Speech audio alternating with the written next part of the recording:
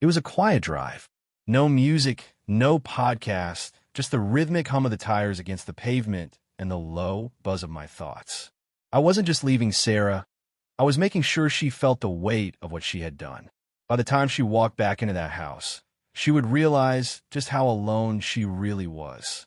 I drove to a small motel on the outskirts of town, paying in cash. No digital footprint. I didn't want her to track me down, didn't want the theatrics or the crocodile tears when she realized her safety net had been cut. That night, I slept better than I had in months. The next morning, I checked my phone, expecting the storm to have begun. Nothing. I frowned.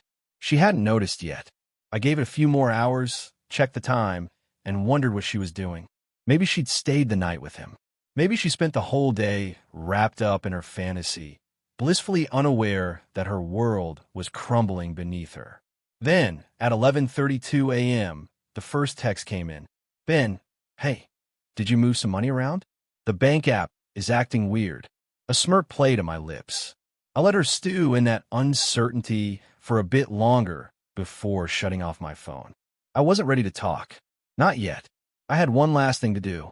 I drove to the office where she worked with her affair partner. I knew his name now, Ethan. I had taken my time, pulling his information together over the past week, combing through company records, checking their team pages, finding the small details Sarah thought she could keep hidden. Ethan was exactly the type. The kind of guy who took pride in being a man's man. The kind of guy who thought he was untouchable, that he could take another man's wife and get away with it. He was well-dressed, well-groomed, and full of himself. Everything about him screamed smug. So, I made sure he had a surprise waiting for him.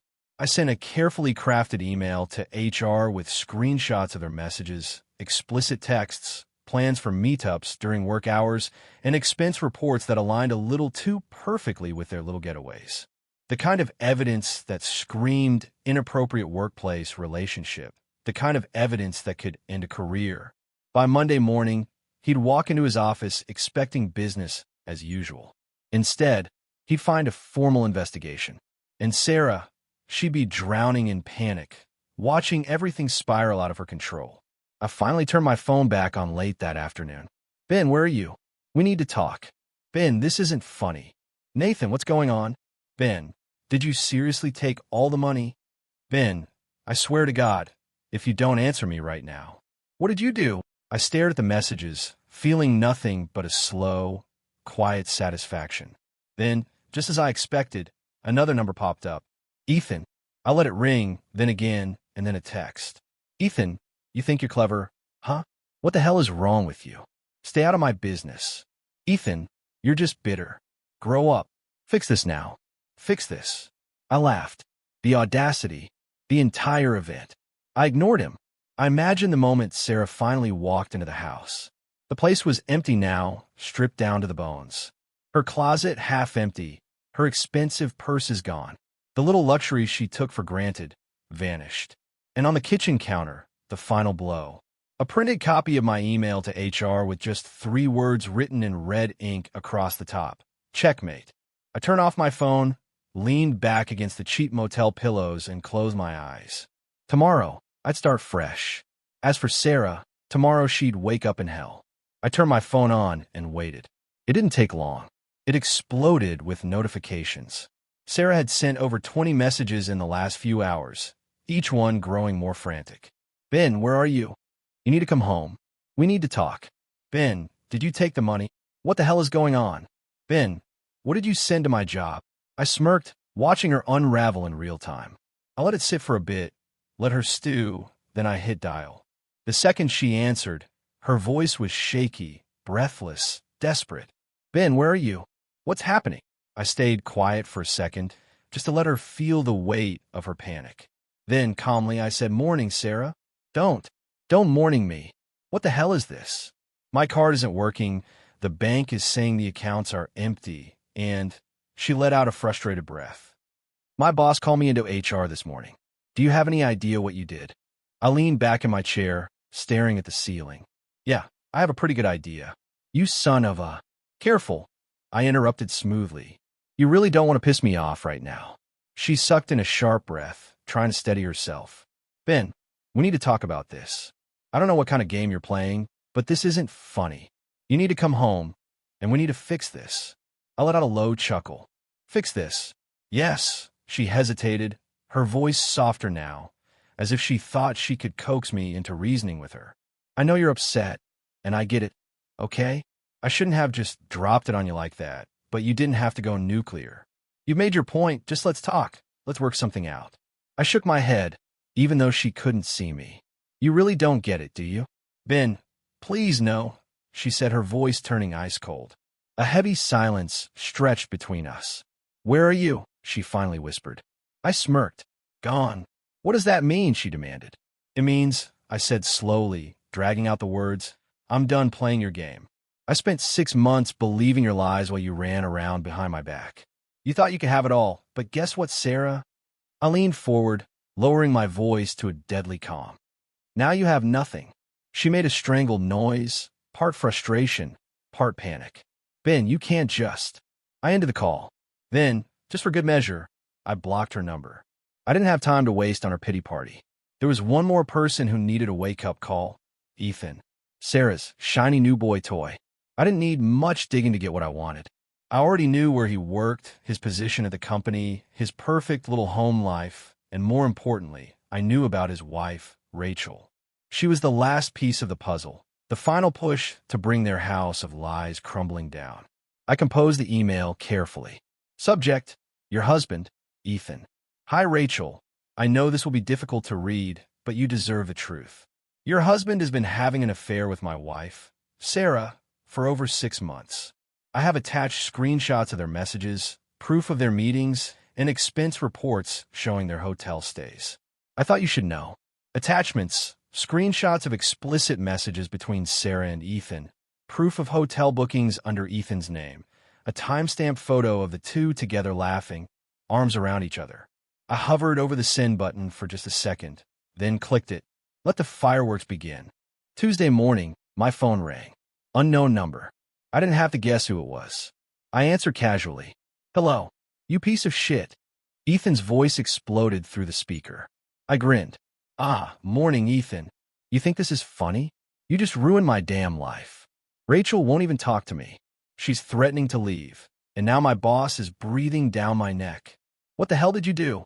I shrugged, even though he couldn't see me. Sent your wife a little gift. Seems like she wasn't too thrilled to find out her loving husband was screwing someone else's wife. You don't understand, man. This wasn't serious. He let out a bitter laugh, like he couldn't believe he even had to say it out loud. This wasn't serious. It was just a thing. There it was. She was just a thing to him. Not the love of his life, not the person he needed, just a fun little side piece. I let out a low chuckle. Oof. You might want to let Sarah know how you feel about her. She was under the impression you two had something real. FKU. He grinned wider. See, Ethan, this is what happens when you play stupid games. You win stupid prizes. You think this is over? He hissed. Oh no, I said calmly. This is just getting started. Click. I ended the call. Meanwhile, Sarah still didn't know. Didn't know Ethan was already throwing her under the bus. Didn't know Rachel had the proof. Didn't know that her exciting new life was about to collapse. Without me even lifting another finger. This was going to be so much fun. I checked my phone later that afternoon, expecting the next meltdown. I wasn't disappointed. Sarah had finally realized that her fantasy world was caving in. Her messages had gone from frantic to full-blown desperate. Ben, please, we need to talk. Ben, something's going on. Ethan's not answering me. Ben, did you do something? Ben, please just call me. I could almost see her face, the dawning horror that something was very, very wrong. I let her wait. Instead, I made a different call. Rachel answered on the second ring. This is Rachel. I took a slow breath. Rachel, this is Ben. We haven't met, but Oh, I know who you are. Her voice was cold, sharp like a blade being unsheathed. I smiled. She got my email. I just want to make sure you got everything, I said smoothly. Oh, I got it, she snapped. And I've spent the last 2 hours figuring out what I'm going to do with it. I leaned back in my chair. So what's the plan? She let out a humorless laugh. Well, let's see. First, I call my lawyer. Divorce papers are getting drawn up as we speak. Then I made a few calls to some mutual friends, just to make sure people know exactly what kind of man Ethan is. I grinned. And now, she said, voice dripping with venom, I'm sitting outside his office waiting for him to come out so I can watch the moment he realizes he's lost everything. I let out a low whistle. Damn, and I thought I was good at this. You. Oh no, she interrupted. You gave me the ammo. I'm just the one pulling the trigger. She sighed, then said, Listen, I don't know if this helps, but thanks. I know that sounds weird, but I'd rather know the truth than live in the dark. I nodded, even though she couldn't see me. Yes, same. There was a pause.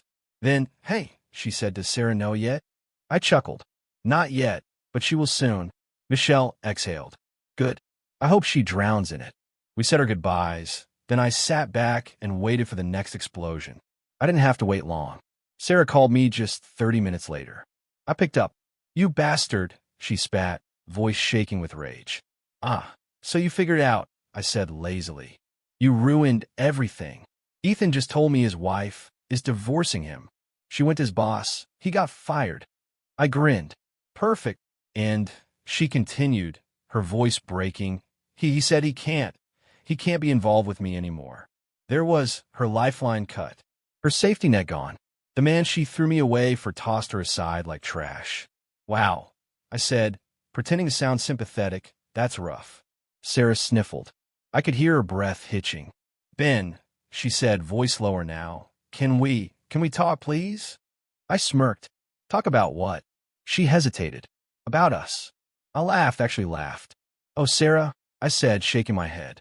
There is no us. Her breath shuddered. Click. I hung up. Sarah's world was officially in ruins. Her bank account empty, her lover gone, her reputation shattered. But I wasn't finished. Not yet. I wasn't done until I saw everything collapse around Sarah. I had taken her money. I had destroyed her affair. I had watched Ethan's life crumble to dust. But there was one last thing left to do. She needed to understand, really understand, that there was no coming back from this. And for that, I needed to see her face to face. That evening, I drove back to the house. Our house. The place where we built a life. The place where she used to smile at me. The place where she brought home another man. I didn't feel sadness. Not anymore. I felt nothing. I parked down the street, waiting, watching. At exactly 9:47 p.m., Sarah's car pulled up. She stepped out slowly, her shoulders slumped. Her once perfect posture now crumbling under the weight of everything she'd lost. Her makeup was smudged, her hair, usually pristine, now a mess. For the first time in her life, she looked small, like a woman who had just woken up to the wreckage of her own choices. I got out of my car and walked up the driveway. She froze when she saw me. Ben, she whispered. I leaned against the doorframe, blocking her way inside. She swallowed hard. Can we talk? Sure, I said, but you're not coming inside. Her breath hitched. Ben, please don't do this. I folded my arms. Do what, Sarah? Exactly what you did to me. Her eyes shined with unshed tears. I know I screwed up. That's putting it lightly. She let out a shaky breath. But we had something. You and me. We built a life together. I tilted my head, and you threw it away. I wasn't thinking, she admitted, voice breaking. I thought I needed something different. But when Ethan... She shook her head, biting her lip. When he left me, I realized it was always supposed to be you, Ben. I raised an eyebrow. Huh, that's funny. What? I took a step closer, lowering my voice. You didn't say that when you were lying to my face every night, when you were sneaking out, texting him, meeting him in hotel rooms. Her lip trembled. You weren't thinking about me then, I continued. You weren't thinking about us. You were only thinking about yourself. She nodded quickly, gripping my arm. I was selfish. I see that now. I looked down at her hand. Then, very deliberately, I pulled away. She flinched like I had slapped her. Ben, she whispered. I'm not here to forgive you, I said simply. Tears spilled down her cheeks. I pulled a small envelope from my jacket pocket and tossed it onto the porch. She stared at it, then at me. What's this? Your divorce papers. Her breath hitched. No, Ben, please. It's done, I said firmly. Sign them, send them back to my lawyer, and then I never want to hear from you again. She let out a soft, broken sob. You don't have to do this, she begged. I really do. She collapsed onto the porch, shoulders shaking. I turned around, walked back toward my car, and just before I got in, I said over my shoulder, "Oh, and one more thing."